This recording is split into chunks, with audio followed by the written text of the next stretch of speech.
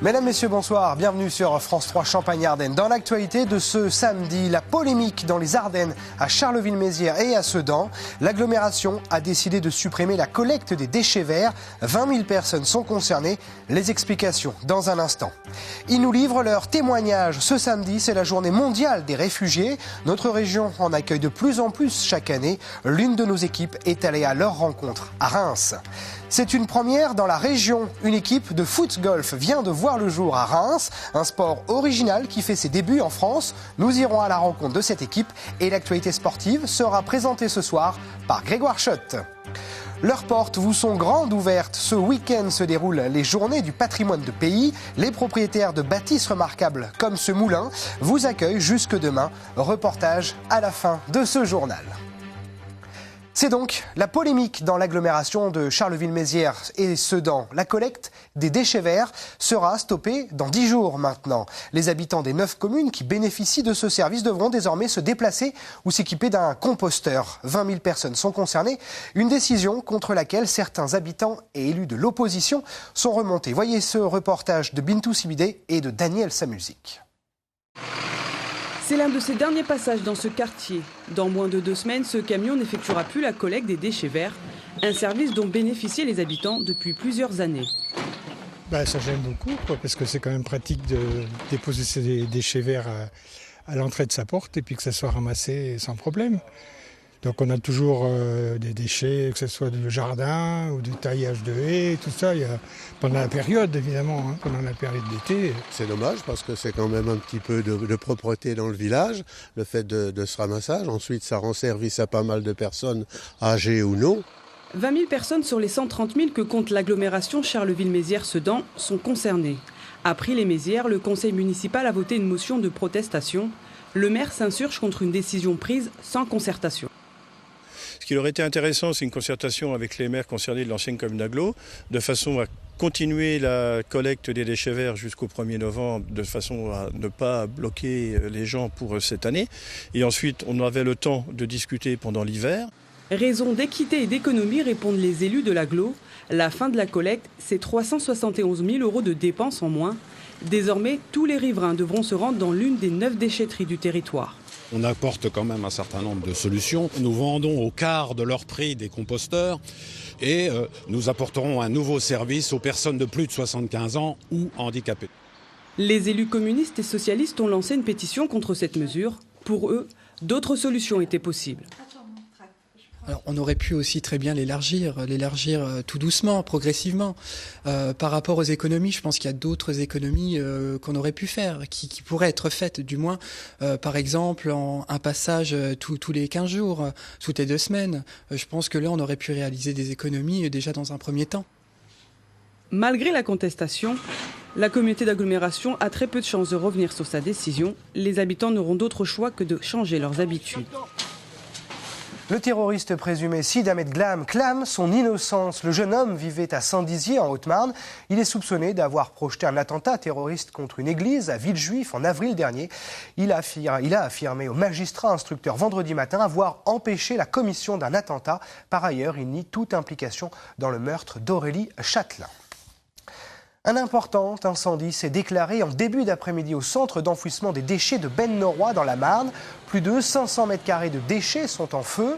Pas de blessés, mais d'importants moyens ont été dépêchés sur place par les sapeurs-pompiers. Une trentaine d'hommes au total. Un feu difficile à maîtriser. La dernière fois que les pompiers sont intervenus dans cette décharge, il leur a fallu plus de 21 heures pour venir à bout de l'incendie. Ce samedi, c'est la journée mondiale des réfugiés. La Champagne-Ardenne en accueille de plus en plus chaque année. Certains continuent leur route, mais d'autres, tant bien que mal, tentent de s'installer dans la région. L'une de nos équipes est allée à leur rencontre à Reims. Voici leur témoignage recueilli par Nicole Ferché et Philippe Cocampo. Certains témoignent dans l'anonymat parce qu'ils n'ont pas encore de papier, mais ils ont besoin de parler pour dire l'horreur de ce qu'ils ont vécu, pour dire les drames qui se jouent. On a été traqués par les Boko Haram au niveau de la frontière du Cameroun et Nigeria. Ils nous ont arrêtés, nous étions 4. Ils nous ont tendu des fusils Et ils nous ont dépouillés. Ils ont tout pris ce qu'on avait. Et donc il y a un ami qui a voulu s'échapper. On a tiré sur lui et puis il est mort. La traversée pour l'Espagne aussi, qui a été très très difficile. J'ai risqué ma vie à plusieurs reprises. Je suis passé en Méditerranée au moins 8 fois. Normalement, ce sont des zodiacs qui, normalement, devraient prendre 4 personnes, mais on va là-dedans à 10. C'est un très grand risque qu'on court. Il y a des jours, on contrôle la météo. La météo nous dit qu'elle est bonne. Et en pleine mer, elle change. C'est ça qui entraîne parfois des morts. Il y a des gens qui sont morts de soif, d'autres de faim. Et ceux qui ont pu rejoindre les côtes libyennes ont été aussi maltraités et torturés par les passeurs. Et quelques-uns ont péri aussi et dont on a jeté le corps dans la mer. Je ne regrette pas d'être venu en France parce que tout simplement dans mon pays d'origine, ma vie était menacée. D'autant plus j'ai de mauvais souvenirs parce que son frère est décédé au cours de cette intervention parce qu'ils étaient captivés par les djihadistes qui voulaient faire d'eux des apprentis djihadistes. J'ai resté 1 an régulier en France avec autorisation, avec droit de travailler et vivre en France. J'ai eu tout, mon appart, mon travail, mon contrat de CDI, permis de conduire, voiture, tout ce qu'il faut pour vivre et continuer tranquille. À la fin, tout d'un coup, on m'a dit que monsieur, nous sommes désolés, vous allez avoir une obligation de quitter le territoire et vous serez obligé de retourner dans votre pays. Et vraiment, ça, comment dire, j'ai mal à dire comme ça parce que la France, pour moi, c'est un seul pays qui nous protège, qui nous respecte, qui prend en compte nos droits. Mais là, j'ai mal à dire, mais vraiment, on ne nous respecte pas. Pour le moment, ils sont tous les 3 hébergés à Reims. Mais comment doit se faire le choix entre ceux qui sont autorisés à rester et ceux qui devront rentrer chez eux? Entre politique et humanité, le sort des migrants est un véritable casse-tête pour les gouvernements des pays européens. Un gigantesque dragon à Reims. Ce week-end se déroule la 33e édition des Sacres du Folklore. Comme chaque année, la ville accueille des troupes venues du monde entier. Et pour célébrer cette édition, un dragon en bois appelé le Grand Baya est exposé depuis 2 jours sur les promenades à Reims. Vous le voyez sur ces images de Daniel Méo. C'est une tradition qui remonte au Moyen-Âge. À noter qu'un défilé nocturne est prévu ce soir dans les rues de Reims dès 22h30. C'est une grande première à Reims, toujours, un festival de majorettes. Pour l'occasion, une association a invité plus de 200 participantes pour un grand concours. Dans la Cité des Sacres, le club de majorettes est l'une des plus vieilles associations de la ville, car elle a été créée en 1972. Le reportage de Sophie Béchir et d'Yves Biron. Plus que quelques minutes avant de rentrer en piste et dernier briefing pour les Miss du Dancing Shock, venues spécialement de Fontenay-Trésigny, en Seine-et-Marne. Emma, tu t'arrêteras à la ligne rouge qui est là. La ligne rouge qui est là, tu vas tout droit. D'accord ? La capitaine, c'est Cindy.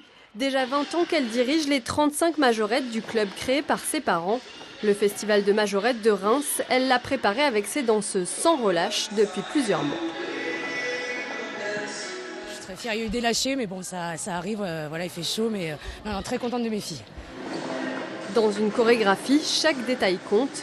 Les costumes, le sourire, la souplesse, mais surtout la maîtrise du bâton, le flip, comme on dit chez les majorettes.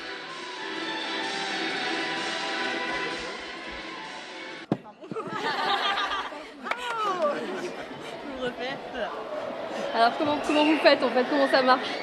Il faut faire rouler sur le pouce et le lancer. Si le bâton est là depuis l'apparition des premières majorettes en France, la discipline a néanmoins beaucoup changé. L'image des majorettes des années 60 est bien loin aujourd'hui. Tout évolue, donc nous aussi, tout suit. Justement, on veut casser la mauvaise image de la majorette Josiane Balasco, quoi. Ça c'est sûr. On a énormément progressé sur la technique du bâton, les tenues. Maintenant, c'est beaucoup de strass, paillettes, comme on voit un peu partout. Les chorégraphies, les danses, je pense que tout a évolué aujourd'hui. Fini donc les parades en bottes et en veste le 14 juillet. Les majorettes d'aujourd'hui ont su renouveler le genre et leur relève est déjà assurée. Allez, il est presque 19h12, notre page sport ce soir avec Grégoire Schott. Bonsoir Charles-Henri, bonsoir à tous. Bonsoir Grégoire. Alors on commence ce soir par cette information concernant les championnats de Ligue 1, de Ligue 2 et de National, c'est bien ça? Oui, en football, une information qui concerne directement les clubs de notre région, à savoir que le principe de deux montées et deux descentes entre la Ligue 1 et la Ligue 2 et entre la Ligue 2 et le National, ne sera pas appliqué la saison prochaine, ni même peut-être la saison suivante. La Fédération française de football, réunie ce matin à Nantes, a décidé de reporter sa décision. La Ligue de football professionnelle devrait elle aussi trancher un peu plus tard. Donc c'est plutôt une bonne nouvelle pour Sedan en national, puisque le club ardennais aura plus de chances de monter en Ligue 2 la saison prochaine. C'est une moins bonne nouvelle pour Reims et Troyes en Ligue 1, puisqu'il y aura toujours 3 places dans la charrette de la relégation, donc à la fin de cette saison. On enchaîne avec le cyclisme maintenant. Et cette question, John Gadret sera-t-il au départ du Tour de France dans 2 semaines aux Pays-Bas? Le coureur champenois a été présélectionné par son équipe, la formation espagnole Movistar, mais la décision n'a pas été prise. En attendant, le grimpeur marnais participe cette semaine à la Route du Sud. Aujourd'hui, dans les Pyrénées, il a joué son rôle d'équipier pour son leader Nairo Quintana, le Colombien qui a fini 2e de l'étape derrière Alberto Contador. John Gadret, lui, a fini 14e. À 36 ans, il devrait bientôt être fixé sur sa participation ou non à sa 7e grande boucle. Et en attendant, il participera au championnat de France le week-end prochain. Et Grégoire, dans une semaine, ils seront sur la piste mythique du Mans. On ne parle pas voiture, mais on parle roller là. Voilà, une dizaine de membres du Reims Roller Champagne Club va participer aux fameuses 24 heures. C'est une course en relais, on patine chacun le jour et la nuit. Un événement qui va rassembler donc au Mans 6000 coureurs dans une ambiance festive et conviviale. Mathieu Rapez et Raphaël Doumergue ont suivi l'entraînement de ces Rémois. Le rendez-vous est donné sur un parking en périphérie de Reims. Préparation en toute discrétion. Le défi, être prêt pour 24 heures de roller sur le circuit du Mans. Une course qui démarre en chaussettes. Comme pour les motos, le départ se fait à pied. Se chausser vite et bien fait donc partie de la course. Il y en a beaucoup qui partent comme ça sans faire correctement le lacet, mais finalement ils serrent à 200 mètres plus loin pour finalement refaire le lacet, donc c'est pas intéressant. Donc une bonne technique de laçage, être rapide, efficace, simple, et on est dessus dans l'action. De l'action, Philippe et ses coéquipiers en auront. Pas de file indienne sur le circuit, les Rémois rouleront chacun leur tour.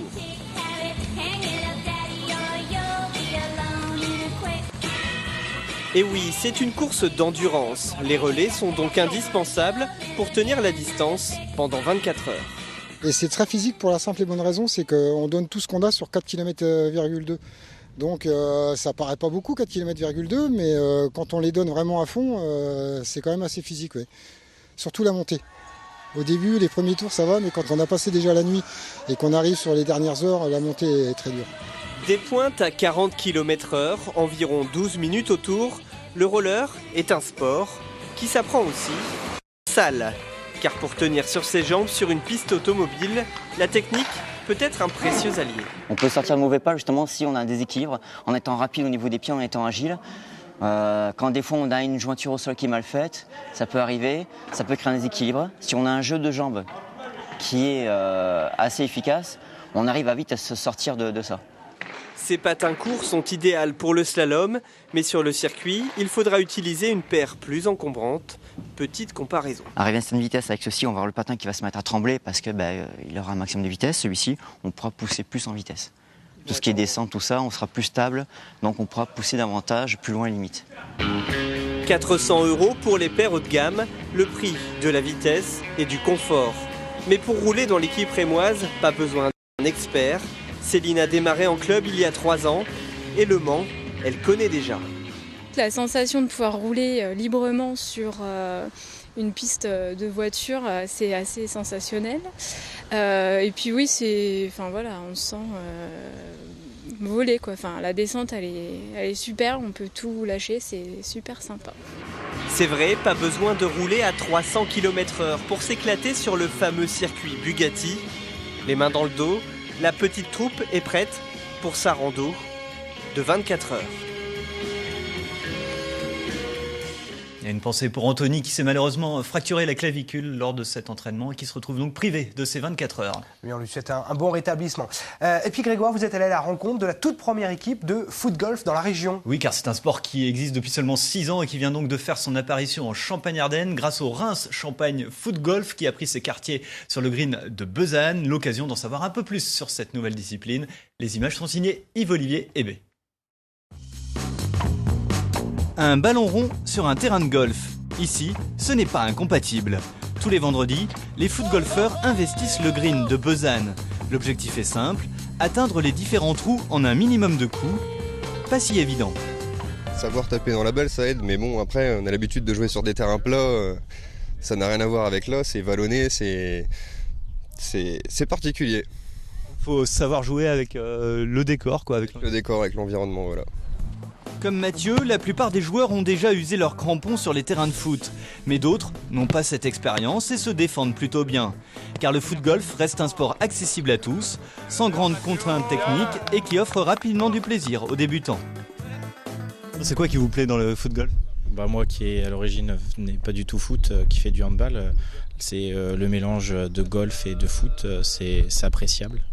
C'est appréciable, puis avec les copains, on peut ne se retrouver qu'à 2 ou 3 au lieu de des fois être à 22 pour jouer, c'est pas mal. Si on veut faire de la compétition, c'est mieux d'avoir des qualités footballistiques, mais après on s'amuse, il y a pas que des compétitions, on fait des entraînements, c'est hyper ludique, donc c'est quand même ouvert à beaucoup de monde.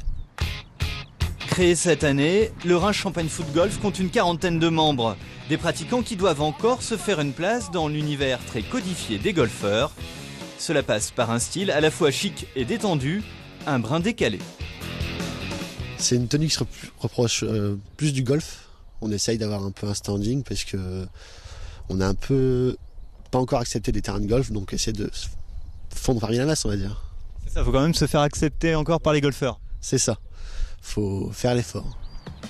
Avec seulement 2000 licenciés en France, le foot-golf reste encore confidentiel. La Coupe du Monde, disputée l'année prochaine en Argentine, pourrait bien lui donner un coup de projecteur et l'aider à faire son trou. Et le foot-golf Grégoire, regardez, c'est ce qui a inspiré notre dessinateur ce soir, Daniel Cazenave.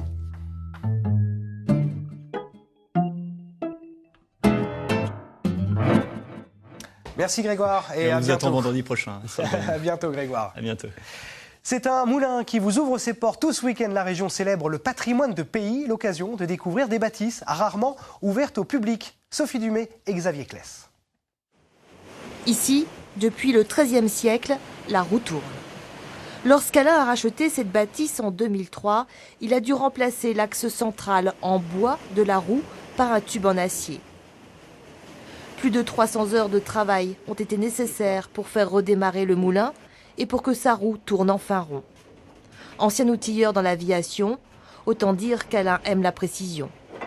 Dès que le moulin a pu délivrer ses 4 chevaux de puissance, ce fut au tour du système de broyage de faire l'objet d'une restauration complète. On a gardé par exemple la meule en dessous.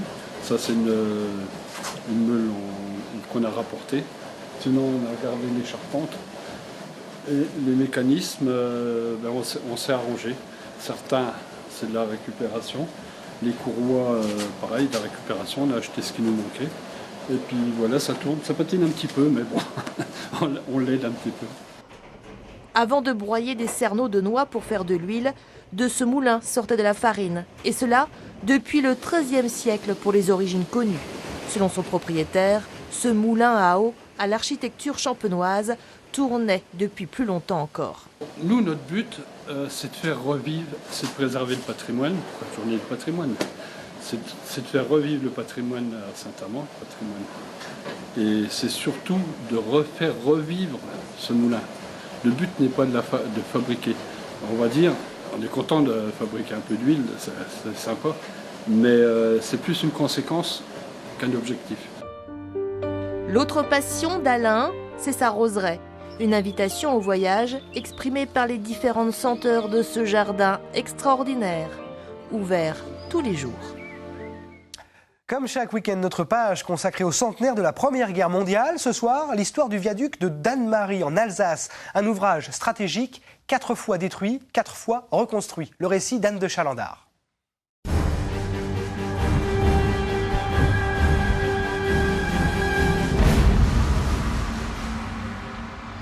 Nous sommes au sud de l'Alsace, dans le Sungau, cette région frontière avec la France au début du conflit. En un siècle d'existence, ce viaduc, le viaduc de Dannemarie, va connaître un destin particulièrement mouvementé. Il sera 4 fois détruit et 4 fois reconstruit. Infrastructure stratégique supportant la ligne de chemin de fer reliant Mulhouse à Belfort, soit l'Alsace à la France, le viaduc de Dannemarie est dès le début de la guerre dans la ligne de mire des belligérants. Ce secteur a été très vite reconquis par les Français dans les premières semaines du conflit. Mais craignant une avancée allemande vers le territoire de Belfort, c'est bien l'armée française qui va détruire le pont en premier. Au bout de quelques mois, la décision est prise de le reconstruire car le viaduc est bien utile pour l'approvisionnement des troupes françaises qui finalement n'ont pas été délogées par les Allemands. Le 28 mai 1915, la reconstruction du viaduc est terminée, mais 2 jours plus tard, la grosse Bertha allemande entre en action et fait exploser le pont. Jusqu'à la fin de la guerre, les Français opteront pour une déviation ferroviaire un peu plus au sud. La paix revenue, le viaduc de Dannemarie sera reconstruit, mais pour être à nouveau détruit pendant la Seconde Guerre mondiale. La dernière reconstruction aura lieu en 1944 pour permettre quelques décennies plus tard la circulation des TGV. Avant de refermer ce journal, je vous en rappelle la principale information. La polémique dans les Ardennes à Charleville-Mézières et à Sedan. La collecte des déchets verts est supprimée par l'agglomération. 20 000 personnes sont concernées. Riverains et élus de l'opposition sont remontés. Les habitants concernés vont devoir se déplacer en déchetterie ou s'équiper d'un composteur. Voilà, c'est la fin de ce journal. Tout de suite la météo et le journal national. Merci de votre fidélité et très belle soirée à vous. Retrouvez toute votre actualité régionale sur l'application France 3 Régions.